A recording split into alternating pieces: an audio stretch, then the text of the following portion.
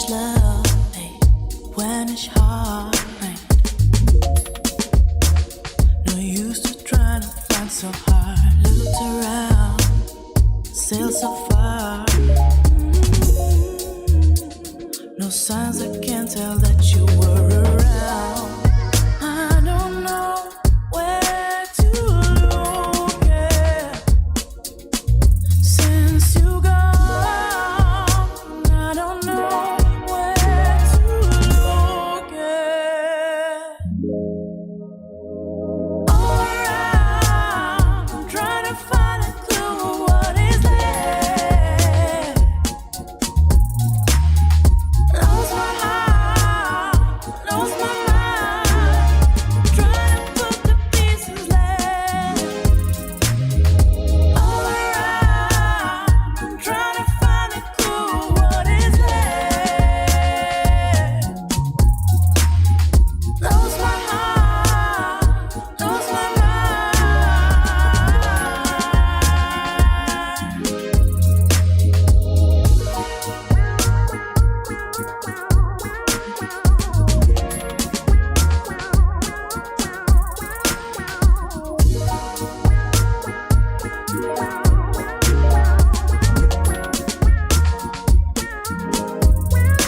I don't know where to look, yeah. Since you gone, I don't know where to look, yeah. Oh, alright, I'm trying to find a clue. What is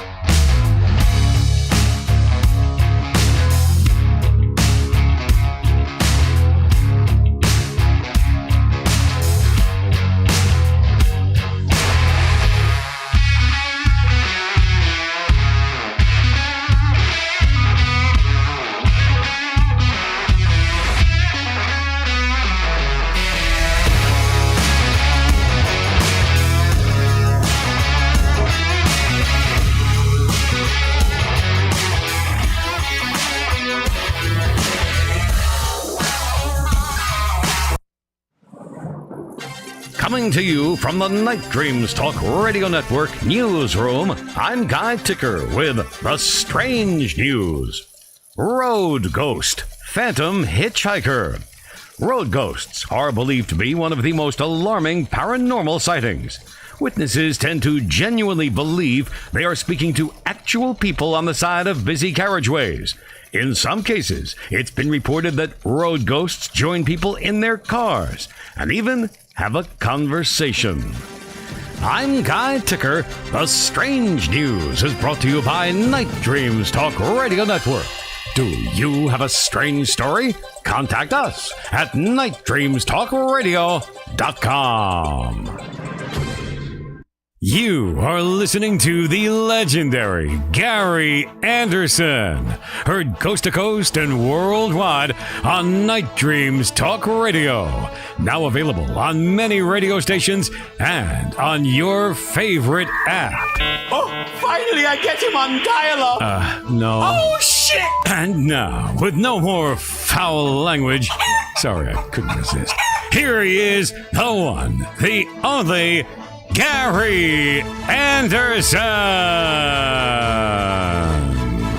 Is he talking about me? Well, maybe. I'm not sure. He does a better job. He should be behind the microphone. I'll tell you what. Tomorrow is Friday the 13th. So don't go anywhere because, that 13th is bad luck.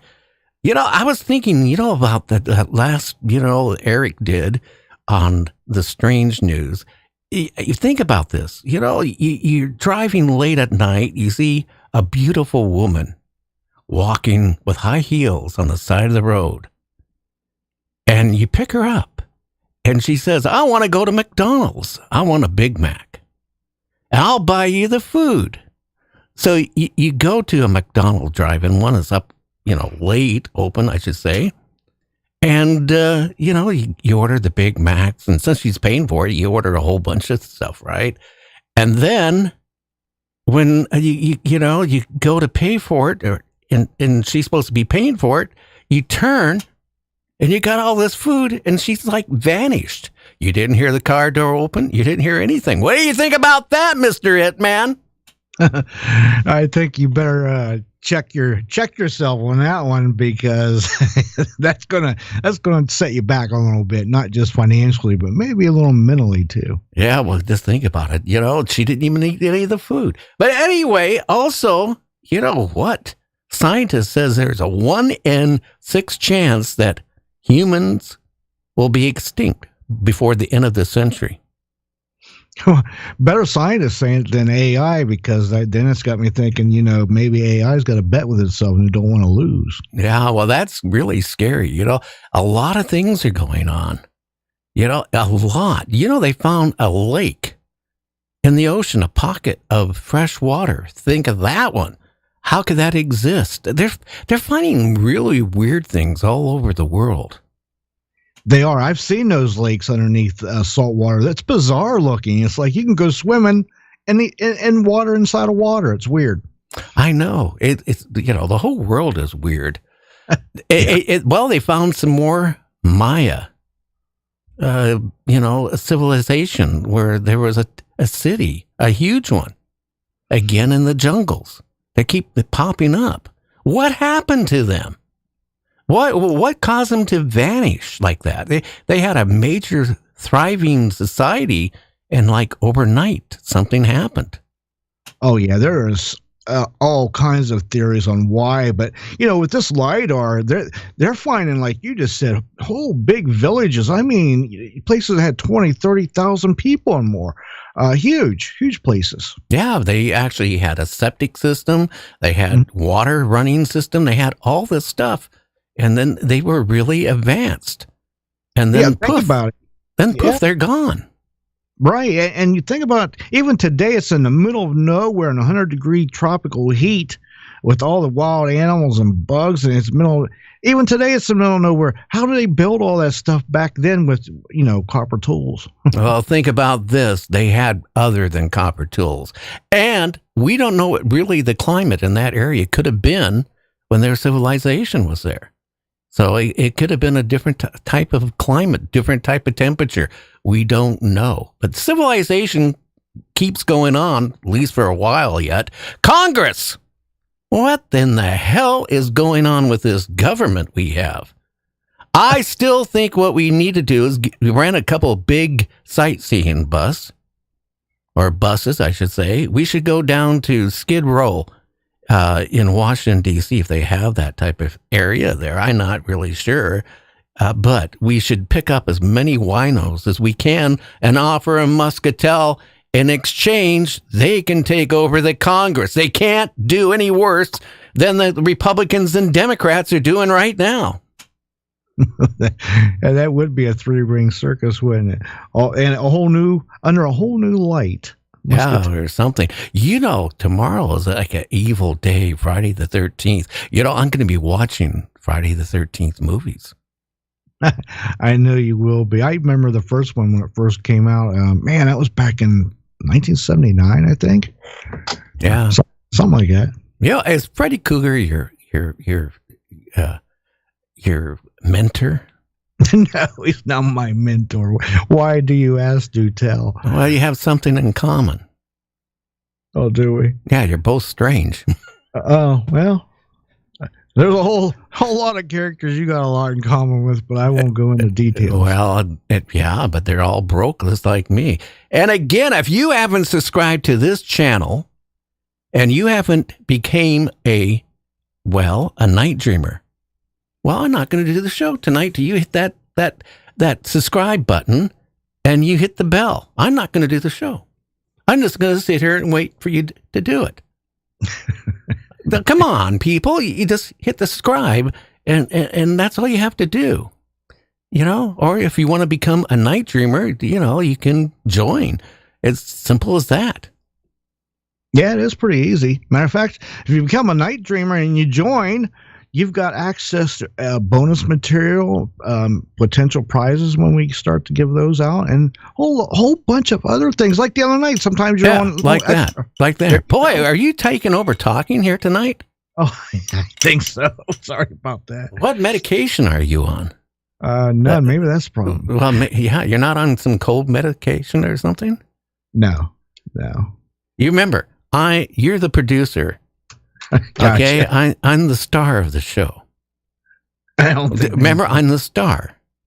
Yeah. And if you don't like that, I'm going to send my wife over. Oh, no. And she's going to come over with you. She's thought out enough where I could put a clock in her arms. Oh, I see that. Yeah, I got a clock in her arms. Actually, that's not my wife. That's my ex-wife. I dug her up. I dug her up for Halloween. She's awful pale. I know. Anyway, we'll be right back. You're listening to Night Dreams Talk Radio, so stay tuned. We'll be back with a great show here tonight. Time travel and all kinds of stuff. Think about Mars. We'll be right back.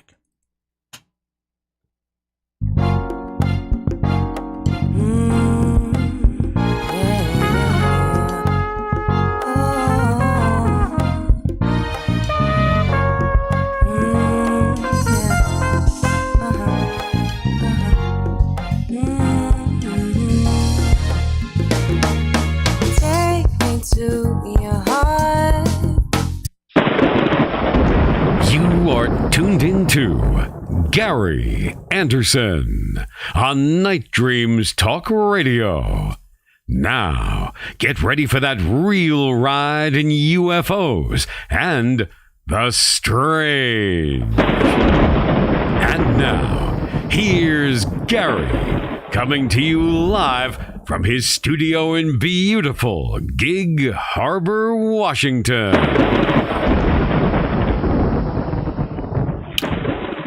Boy, I'm just waiting for that thunderstorm to go away.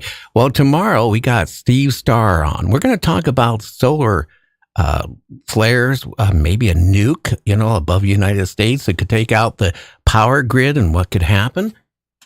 We're going to also talk about what would happen if there is World War III. Is there any place you could go where you're not going to be, lit up? That's going to be really nice. Well, who's our guest tonight? Well, our guest tonight is Andrew Ba-shogo, and he's a lawyer, writer, public speaker, media personality, and a former presidential candidate, best known for serving as a US Crononaut in Project Pegasus during the advent of time travel, and Project Mars during the advent of interdimensional travel. Well, Andrew, welcome back to the show, my friend. Have you been staying out of trouble? Yes, I have. Thank you for having me back, Gary.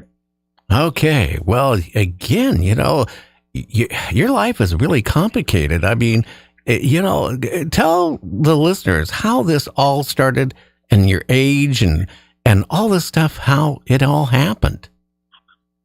Well, I became a chrononaut or time traveler of the U.S. at age 6 in winter of 1968. My dad took me up to the old Curtiss-Wright Aeronautical Company facility in Wood Ridge, New Jersey. And from Building 68, we jumped through a Tesla teleporter to Santa Fe, New Mexico. And I spent the next 3 or 4 years, roughly 1968 to 72, involved in 8 forms of time travel, which were fully operational by 1970, 53 years ago this year. Boy. So we have had a time travel capability for over 50 years. That's interesting when you think about it. If we had this capability, then, and other type of capability, then why do we have cars and airplanes and all this stuff and ships yet? If we could transport ourselves and go and manipulate time and all that. Because we remain stuck in the 70s, and we never had to be. Back in 1970, we had the capability to fly from, let's say, or to go from London, England to Sydney, Australia, not on a commercial airliner for 24 hours, but in several seconds. And we just never adapted this technology to the civilian sector. We weaponized our chronological technologies. And that's what I've been fighting for about 20 years. I believe, my late father, Raymond F. Ba-shogo, believed that we should have used these technologies to benefit humanity. And we didn't. And we're inviting a carbon crisis that never had to happen, because the Tesla technology that they had actually fully developed would have done things so efficiently, there would not be a climate crisis. And, too, let's think about it. Could you imagine you could have a little box and power your whole house, everything? I mean, the type of technology with Tesla, we lost a major lot of technology. And let's face it, the big companies and the government doesn't want that. Right. That was one of the problems, and that remains a problem, which is how you introduce the future and dismantle the past, because those who have solved problems in the past have a vested interest in retaining the technology that they developed. And we have not really solved that problem, and it remains a profound problem for civilization. So back 50-some years ago, they had the technology to transport me across the country, or how about taking me back in time? That has been possible. I did many trips to the past. I even went back and advised General George Washington to retreat his troops from New York Harbor, an abiding mystery of American history. The reason is because they had used one of the time travel technologies, chronovision, to ultimately send me there. But what they were using the chronovision to see how Washington's actual life as lived compared to the historical record. And to their astonishment, I was in his tent at Brooklyn Heights advising him to retreat his troops from New York Harbor. So they sent me there. See, that's one of the paradoxes of time travel. An effect can precede the cause. For example, when somebody in the future is sent back to the past, you can see them going there and then send them there. And that's what they did in the case of my briefing of General George Washington. How did he take it when you briefed him? I mean, how old were you when you were briefing him, and how did he look at you? I mean, didn't he have a lot of questions and doubt? Well, it was around this time of year, maybe even literally October 12th, very close to this date, in 1970. So I just turned 9 the month before.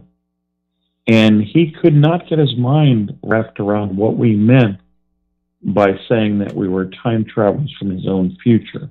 He kept on asking us if we were angels.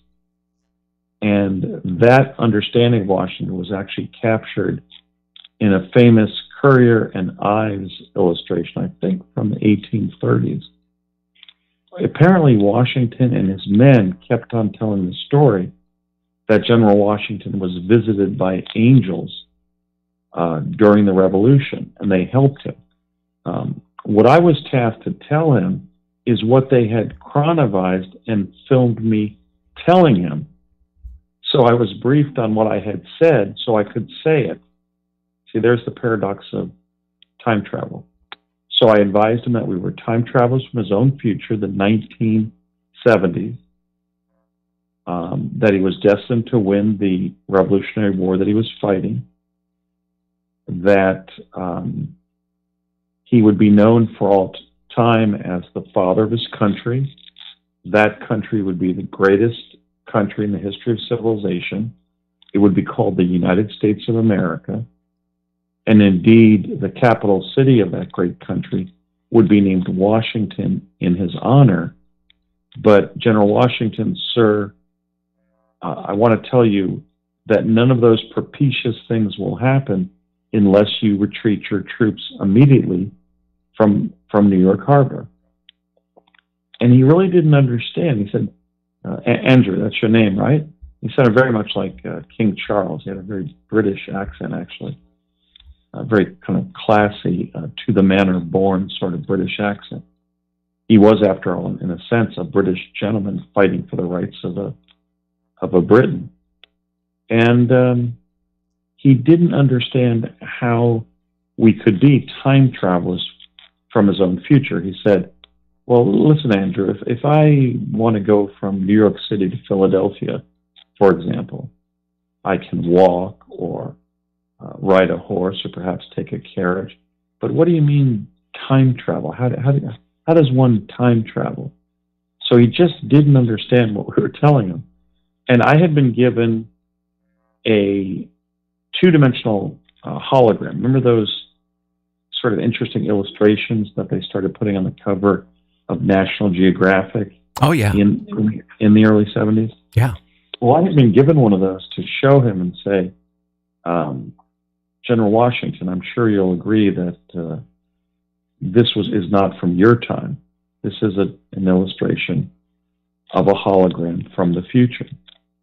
And he said, oh, well, yes, I certainly must agree, Andrew. This is something I'm going to have to show old Ben Franklin. And I thought of, what Washington was like, because I'm often asked, but I thought he was courageous. He was decisive, and he was principled, which is, I think, what we need today.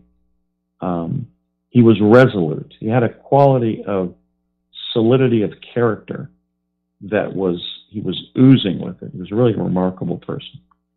And when I showed him that two-dimensional hologram, he thought a little bit, and he stood up with that resolute personality, and he said, I shall order the retreat immediately. He then left his tent. We went down to the swale where the troops would be retreating up to Brooklyn Heights on their way to Manhattan. And every other soldier, all of whom seemed somewhere between 16 and 19 years of age, would say, are you boys angels? Have you appeared to tell General Washington what to do? And I think that led to the ultimate sort of urban legend that grew up about our visits, that we were angels, and that Washington had been assisted during the Revolution by angels who visited him. But we weren't. We were 9-year-old time travelers working for DARPA, the Defense Advanced Research Projects Agency. Well, I'm going to say this, Andrew, too. Doing what you did and having them say what you said, it could have gone the other way, too. They could have looked at you. At that time, they were burning witches, evil people, and they could have looked at you as practicing the craft, and they could have, set you on fire. Or possibly. worse. I mean, I know he didn't believe us at first, and he said to Alexander Hamilton, who walked by, he said, say, Alec, these lads say that they're time travelers from our own future. Tell me, have you ever heard such a thing? And Hamilton said, no, General, I don't think I have. So they were mystified as to really who we were. I think he might have thought we were spies more than witches, but it was certainly possible for them to see some kind of demonic origin of such strange individuals who were making such a claim. So when you went back and you reported this, I mean, you changed the whole timeline by doing that.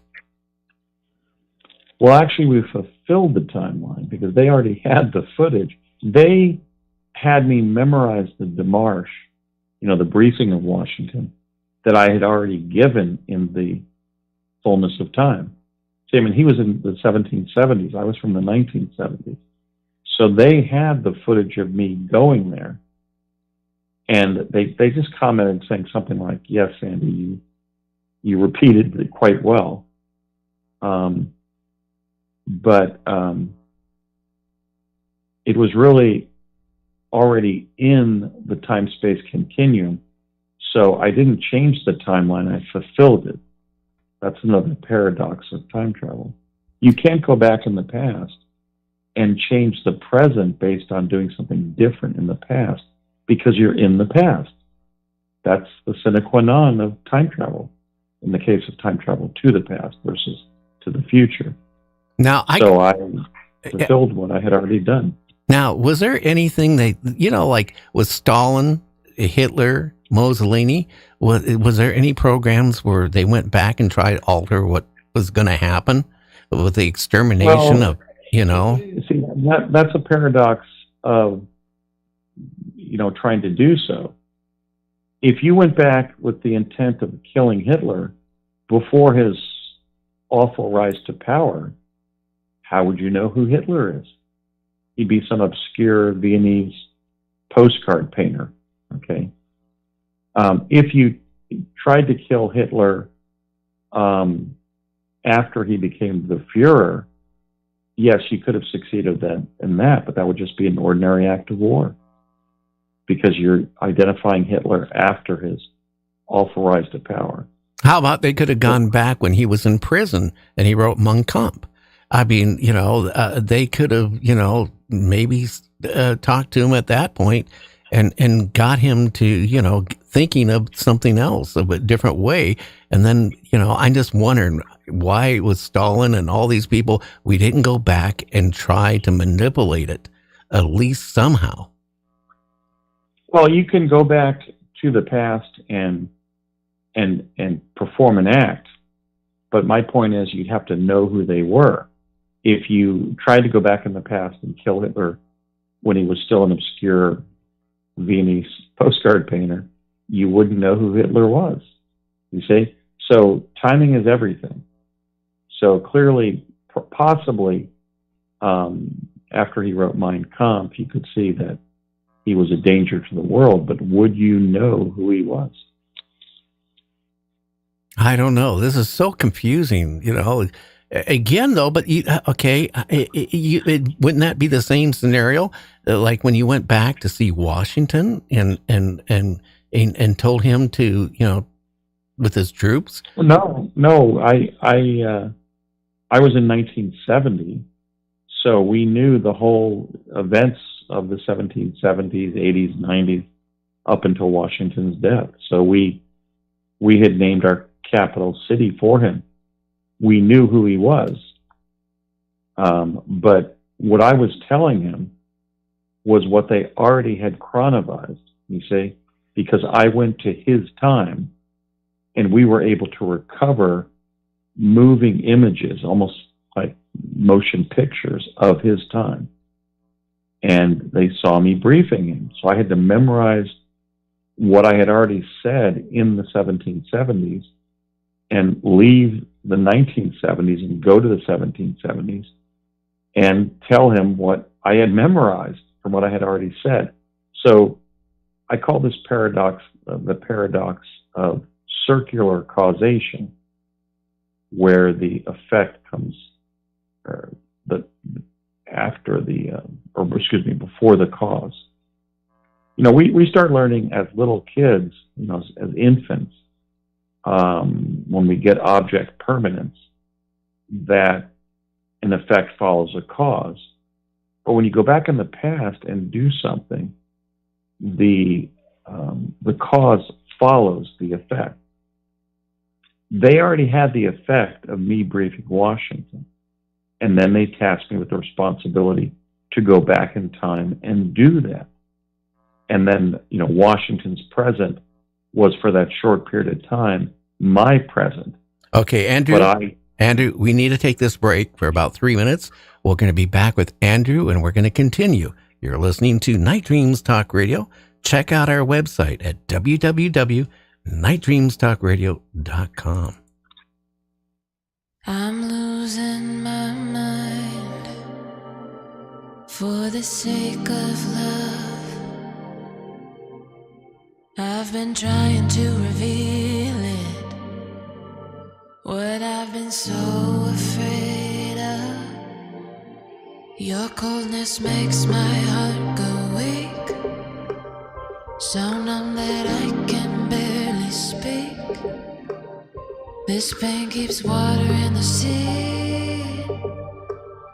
If I weren't so desperate to be free, I'd keep my distance, babe.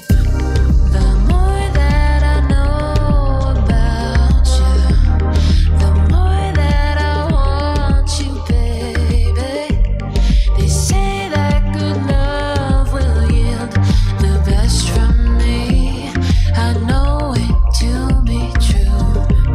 This moment won't last forever. No remedies whatsoever. These feelings we choose to pass on for lesser love.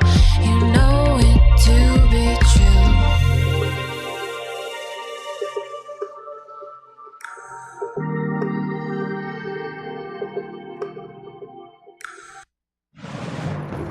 Coming to you from the Night Dreams Talk Radio Network newsroom, I'm Guy Ticker with the strange news.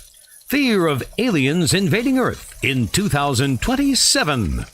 In an interview, a former CIA agent says people in the U.S. and elsewhere in the world are, quote, being prepared to the reality that there is something, before adding that their presence is here. Another agent commented, quote, I always knew they'd be coming for us. Why isn't the government preparing for it? We need answers. Yet another former CIA agent who alleges alien encounters claims, quote, they're showing up. I'm Guy Ticker. The Strange News is brought to you by Night Dreams Talk Radio Network. Do you have a strange story? Contact us at nightdreamstalkradio.com. Deep in the Amazon jungle, one man. Hi, I'm Stan Gordon. Check out the Night Dreams Talk Radio with Gary the Big Guy. Yeah, let me finish. One man. Hi, I'm Mark Muncy. Check out Night Dreams Talk Radio with Gary the Big Guy. Yeah, do you mind? One man, naked and afraid. I'm losing my mind. You and me both, sister. One man, Gary the Big Guy. No boats, no lights, no motor cars, not a single luxury. Hey, any more and you'll have to pay a royalty. Okay, that's it. Hit it! From the summer vacation studios deep in the Amazon jungle, from that tree right there. See at the top, he's swinging. Hey. I'm losing my mind. Twice? All right. Coming to you live, for now, on Night Dreams Talk Radio, naked and afraid, Gary the Big Guy Anderson. And we are back with Andrew. And I'll tell you, think about time travel. Think about going back in time. Would I want to go back in time? I had a time slip. My regular people that listen to the show know about that. I got to ask you a question, Andrew. Is there such a thing as time slips? Yes, there are. And they're very mysterious. My fiance had one. I don't believe I've had one. I certainly did things tantamount to time slips.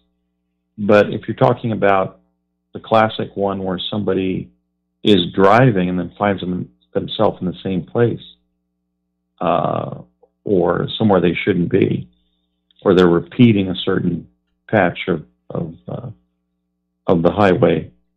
I've had dozens of people approach me that at conferences and stuff. It seems to be going on. I think maybe it's been caused by the over 2,000 nuclear weapons that different countries on our planet have blown up since Hiroshima that may be causing some kind of instability. As well as, of course, the classic Mandela effect. I found a Mandela effect recently on Ken Burns' classic, The Civil War, where he says, he doesn't say Chapter 18, the Gettysburg Address. He doesn't have them say that they have thus far so nobly advanced. He has Lincoln saying, Sam Waterston is the voice of Lincoln, saying that they have thus far so nobly carried on. So the Mandela effect is happening, and these time slips, particularly geographic ones, are happening. So I'd like to see a cessation of nuclear weapons explosion, because I think they could be, creating holes in time-space that are resulting in time slips. Well, Russia is planning to do some detonations of nuclear devices here in the near future. I wonder if that is going to speed up things. But, I had a time slip, and I'm not going to get into it too much, but, me and my two sons years ago, we were going somewhere. We stopped at a restaurant, and we had the best burgers and I ever ate. And then a week later, we wanted to go and take more pictures in that area near Mount Rainier. And we were driving on that road, and the kids said, "Hey, I want to stop at that place and get another hamburger." And we drove up and down the road. The building wasn't there. We saw some look like where a building burnt down at one point. We stopped at a little local store, the only store there, and I said, "Hey, we got a hamburger just down the road here last week at this cafe," and the lady turned red and said that place burnt down years ago. So I think the classic in this area is the Montélimar, France time slip that the two British couples, the Gibneys and the Simpsons, had, where they stopped at a bread and breakfast, and then when they returned from Nice to go back to London through the Channel and went back to Montélimar, there was no bed and breakfast there.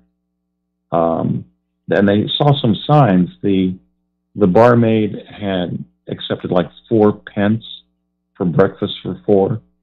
The gendarmes who came into the restaurant were in period clothing from about 100 years earlier. And they asked the neighbors whether there had ever been a bed and breakfast in a restaurant there. And they said like in the 1890s. Now, I had a time slip investigating the Montélimar case in the late 90s in real time, in the time I was supposed to be in, about 1998.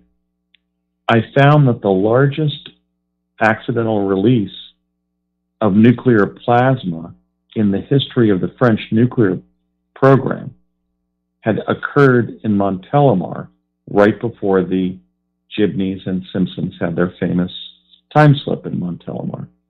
And then I went back to write it down, and it had been completely scrubbed from the internet. I don't know if I was in another dimension or timeline when I saw that data point or what happened, but it was completely gone from the internet or had never been there. That's strange. And maybe we're not even here right now.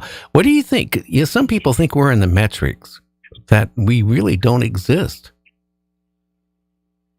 I think we exist. I think we have known we're in a matrix since Project Pegasus concluded that in around 1970. That's where they were spinning the kids in the program to induce out-of-body experiences.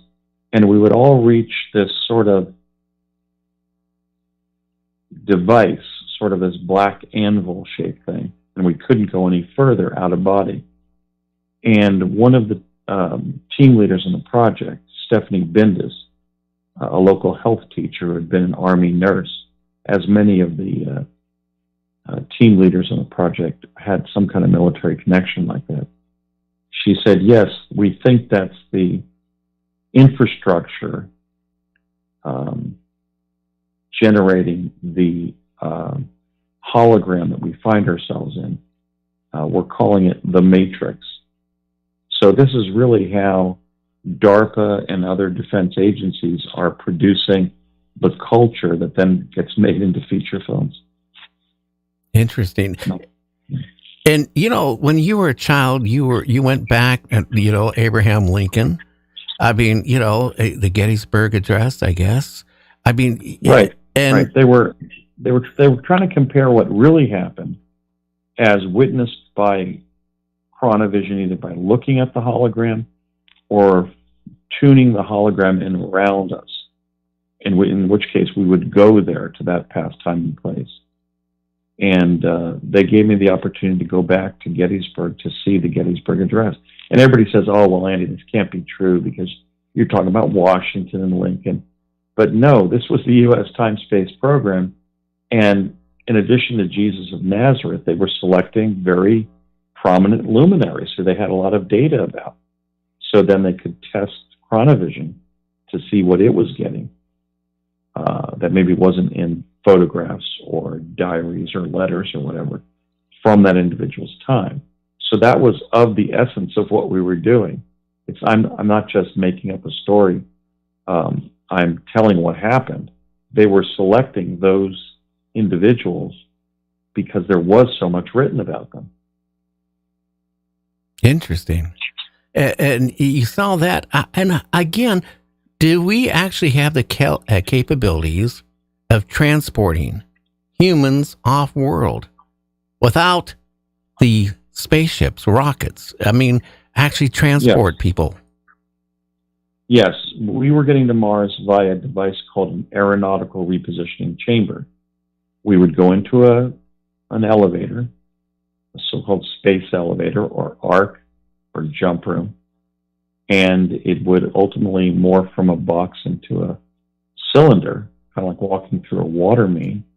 And we were on the Martian surface anywhere from about 8 minutes to 20 minutes, depending on where Mars was in its 2-year irregular orbit around the sun. And as it drew closer to our planet, we were getting there faster, and we could take more people in the arc and still have enough air to breathe. What did it feel like? What did it feel like when you were being transported? Was there any sensations? Yeah, it was that time travel device, the aeronautical repositioning chamber, was essentially nauseating, and many chrononauts would toss their cookies on the way up. It was really nauseating. I had a cast iron stomach, so I did not toss my cookies, but it was quite common for somebody to throw up on the floor of the elevator. But it was really a strange sensation, kind of a dizzy producing sort of sensation. Did you see any effects of lights or any sounds or anything when this was going on? Well, I mean, we could see that the walls of the elevator had morphed into a cylinder-like shape. And we were just waiting for the elevator to reposition itself into a normal shape, more of a box-like shape, and then the opposite wall would open up, and we were on a U.S. facility on the Red Planet. What was it like? What type of facility was it? Was it huge? Well, I mean, was it military there? What was it like? It was essentially a concrete, they were all sort of concrete bunkers. One actually said, "Welcome to Mars." But that first one was about a story underground, and we had to walk up concrete stairs, and there was like a head of a primate that we had to jump through, the eye sockets. There's a lot of faces on Mars. A lot of the faces on Mars are actually primate heads and profiles and masks, and it seems to be an obsession with the Martians. So most of these jump rooms had been placed in one of these underground bunkers that you would reach via a concrete staircase and then go through the eye socket of one of these primate pieces of artwork on the surface, some of which were quite large. and we were reaching an incredibly fast period of time. So that's kind of a measure. I mean, I was going to Mars from 1981 to 84 via that technology. And they had told us in Pegasus back when I was a child, 1968 to 72, that we were, people either going to not believe us if we said we were time traveling, or they would think we were crazy, or they would be envious that they were not involved. And because our real technology was about 200 years ahead of what people believed was possible. But I think most Americans, just like they won't believe that I was the guy who briefed Washington to retreat his troops from New York Harbor, they're not going to believe that beginning sort of in the late 1970s, we were getting to the planet closest to our planet in minutes. There was no need for a rocket. There was no need for a space shuttle. It was an advanced time travel device. That's been the real history of American, advanced applications in quantum physics for 50 years now. Why are we spending all this money trying to, go to Mars and all this stuff if we have that technology? I think because we're spending billions of dollars to disguise technologies that cost trillions of dollars. Essentially, NASA is a military disinformation operation. Now, that doesn't mean NASA hasn't done what it says it's done. We did land on the moon, for example. We didn't go back when Apollo 17 was warned off the moon by extraterrestrials. That's why we were seeking the high frontier by going to Mars, beginning in the late 70s, a good, 5 years after the lunar landing or so. And the original one, Apollo 11.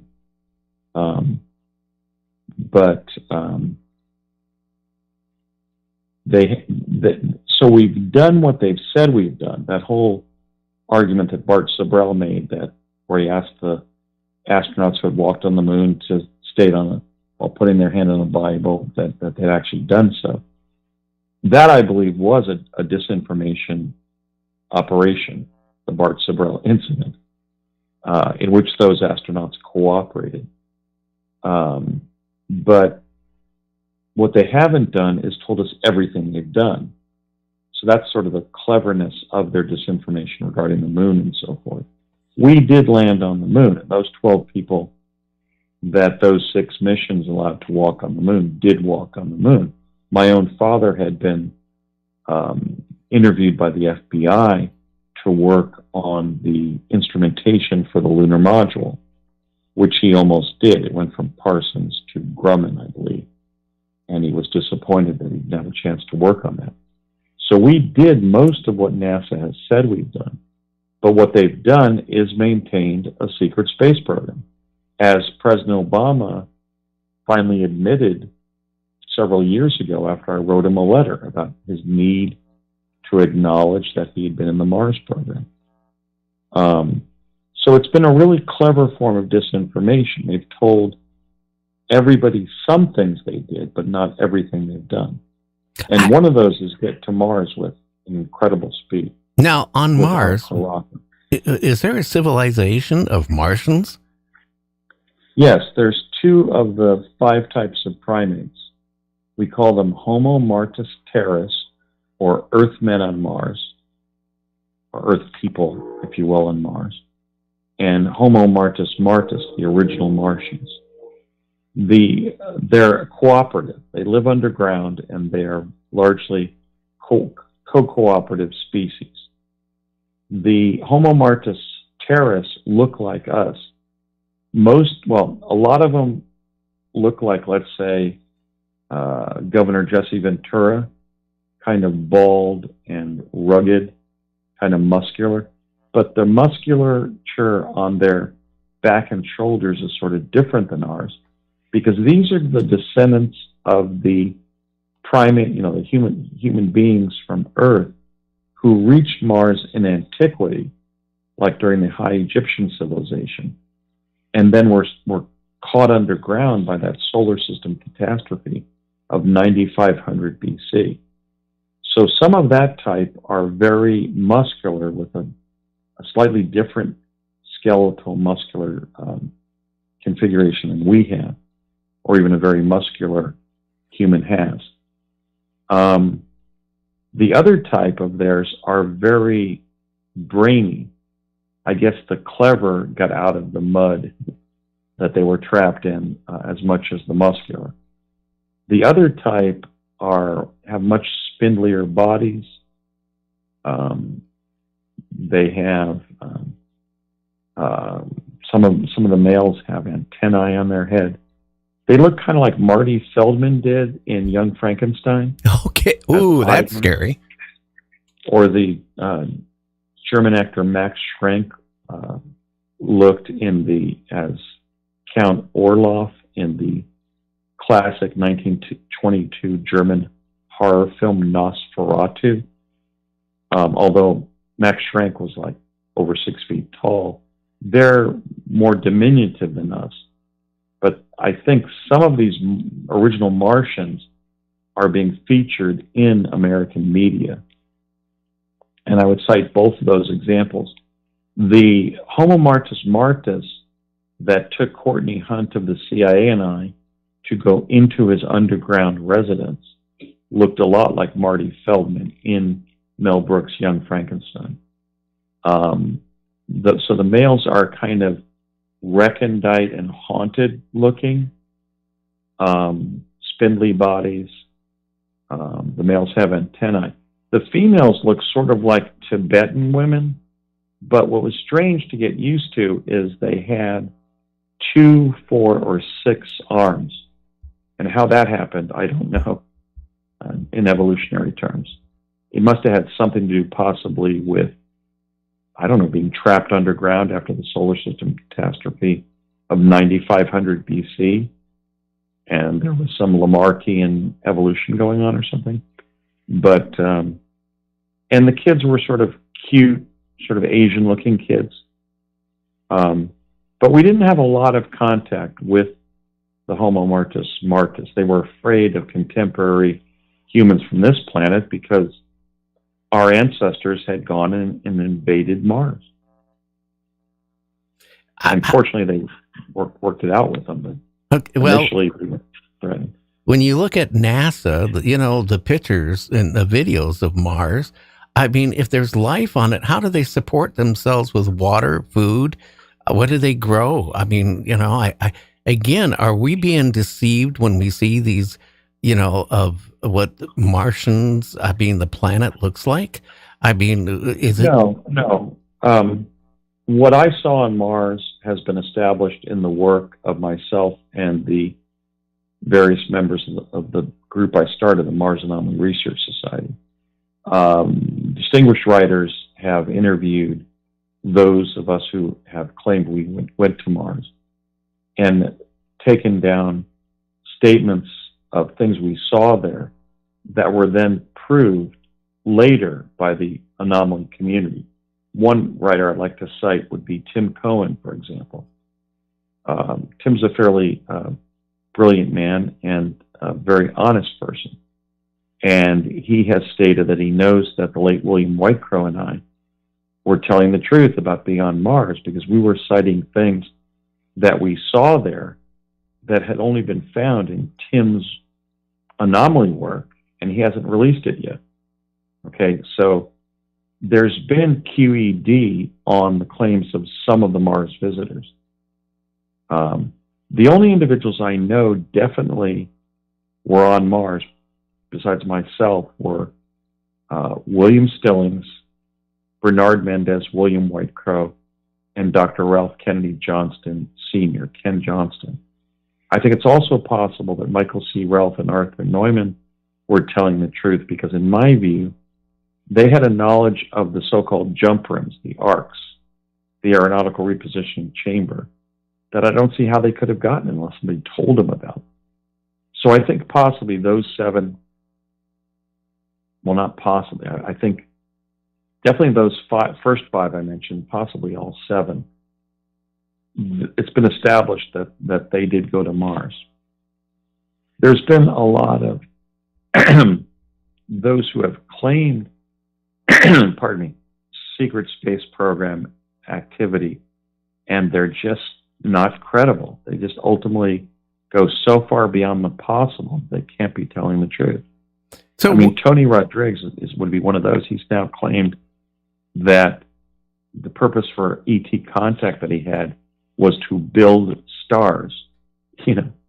And I had previously commented, going back quite a number of years, that one-upsmanship seems to be the one of the main techniques of those making up their accounts. interesting. And again, you know, going to Mars. What's our purpose of being on Mars? I mean, if we, you know, we have a lot of people on Mars, I think, at this point, or is this an outpost? Well, David Wilcock has claimed as of like 2006 that we had like 600,000 on Mars. I never saw that many. Now, William Whitecrow told me that there were about 1,500 Mars astronauts up there every time we were up there. I don't know how that number was reached because I never saw hundreds of Americans up there. I did see Americans, British, and Russian, you know, those days Soviet Russian astronauts. Now, Bernard Mendez, who had some kind of tie to the DoD, when we were trained in summer of 1980, said that no, that Andy, there were only 40. And I tend to believe that there were about maybe 40 American astronauts that I interacted with.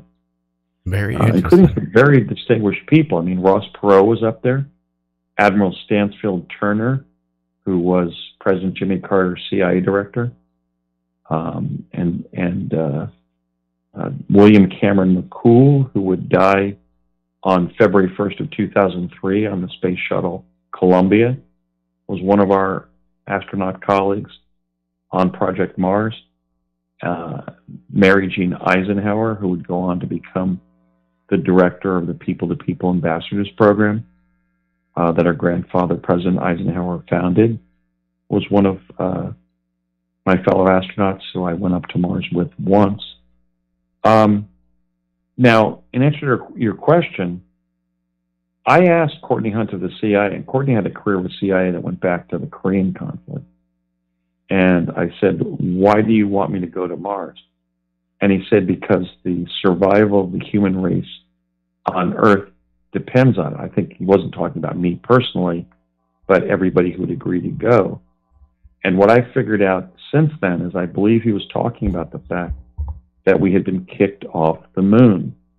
So we did a crash program to get to Mars as soon as possible and be able to control that alien presence on our moon. Interesting. You know, our time is up. It's gone by so fast again, Andrew. Now, is there anything you want to share? I hear that you're on occasionally on a podcast. Is there anything you want to share to the listeners out here? Well, I really do my own podcast when I feel like it. It's called The Quest for Truth. And the videos or the audios from it are being stacked up at my 2016 presidential campaign site on Facebook, which is called Andy for America. I've got about 20 up there. And I talk about different subjects. So, for example, this year I talked about the Kennedy assassination because it's the 60th anniversary of the loss of our valiant 35th president, John Fitzgerald Kennedy. And I gave my theory that it's kind of a contrarian theory of the Kennedy assassination. I believe President Kennedy was killed because he did not embrace the ban the bomb movement. For example, when Bertrand Russell circulated a petition, every major world leader and personality signed it except President Kennedy. I think the Defense Department actually wanted to put a cap on nuclear weapons. And when I was working with Norman Cousins, 1986, 7, and 8, I found ties between all those individuals in the ban the bomb movement and the U.S. military. But of course, the U.S. Army intelligence, and so forth, would not want to reveal that, right? That the President of the United States had been asked to get a handle on nuclear weapons, and he declined. So I believe, in other words, that Kennedy was killed because he pursued a Reagan-esque policy regarding nuclear weapons proliferation. Hey, Andrew, our time is up. And, we'll have to get you on in the near future again to continue on this. And, and maybe we can do a bonus, like on a Friday or something, where we can go on for like about 2 hours. Sure, I love it. Okay, Andrew, I want you to have a good weekend that's coming up. Don't forget, tomorrow's Friday the 13th. Don't leave your house. Okay, I won't. Okay, my friend, you take care. Like always, I enjoy having you, and the listeners enjoy having you on the show. Well, I enjoy being here, so take care, Gary. Okay, my friend, you take care. Well, JC, what is our show about tomorrow? Well, tomorrow our show is going to be about nuclear war. What will happen? What's the aftermath? What will it look like with Steve Starr? Also, what will happen if an electromagnetic weapon, impulse weapon, was fired off into, above the U.S.? Well, then I can't watch Creature Features if that happens, because my TV won't work. You're right. But at least you'll know what to do, because he's going to let us know. Okay, well, it's going to be a good show. Everybody tune in. If you haven't subscribed, please do. A lot of people, what I find amazed, a lot of people listen to us. They don't even click onto it, because you can, on YouTube, you can just listen. Maybe people just don't want people know that they're listening. I don't know. But again, I just want to thank you out there, all the people, Barb and Kim, who's a person who, keeps track of our chat for us, and Ron and everybody else, Tom from Metatron Power and Light, all you guys. Tomorrow's Friday the 13th. I think I'm going to sit all day long and watch TV and not get out of the chair till it's time to do the show. Everybody have a good one. We'll catch you, on the other side of the campground. Everybody take care.